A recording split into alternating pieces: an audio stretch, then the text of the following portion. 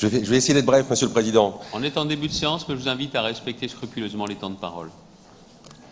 Monsieur le Président, mes chers collègues, il y a le nécessaire et il y a l'accessoire.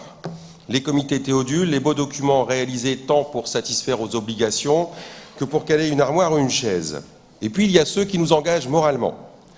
Le développement durable, c'est à la mode, c'est même tellement dans le vent que les feuilles produites s'envolent souvent sans laisser de traces dans les esprits ou les actes. Ce rapport 2018 n'est ni un plaidoyer ni un acte d'accusation, c'est un constat objectif de l'action de la région pour trouver l'équilibre entre nécessité de prise en compte de l'environnement, soutien à l'activité économique et adhésion des habitants. C'est l'excès d'un de ces trois axes qui mène à la démagogie, qui fourvoie vers l'utopie et qui mène l'humanité à l'erreur stratégique. Notre responsabilité en tant que région doit dépasser l'idéologie pour tendre vers une vision pragmatique et efficace. Alors, que souligner dans ce rapport ? Citons de prime abord le soutien à la recherche, parce que nos habitants ont besoin d'un horizon.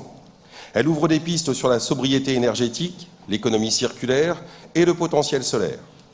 Près d'un demi-milliard d'euros a été mobilisé pour préserver la biodiversité, lutter contre le réchauffement climatique et permettre la transition énergétique. La priorité climat, portée par l'Europe, la France et transcrite dans les faits par les élus locaux et les entreprises, ne fera que conforter cette transition. Chacun avance à son rythme, mais la dynamique des territoires démonstrateurs REF 3 s'ancre chaque jour davantage. Si tous dépassent l'effet opportuniste pour changer de pratique, comme s'y engagent par exemple les universités, alors nous serons sur la bonne voie. Notre région urbaine, dense et au réseau de transport parfois saturé, peut penser autrement que par le toujours plus. Les mobilités, comme les expériences tentées en Avesnois avec le Cotry, peuvent être l'objet d'une approche plus philosophique que quantitative, plus prospective que les modèles des années 70. On trouve dans ce rapport foultitude d'initiatives individuelles, collectives, venant du monde de l'entreprise comme des collectivités.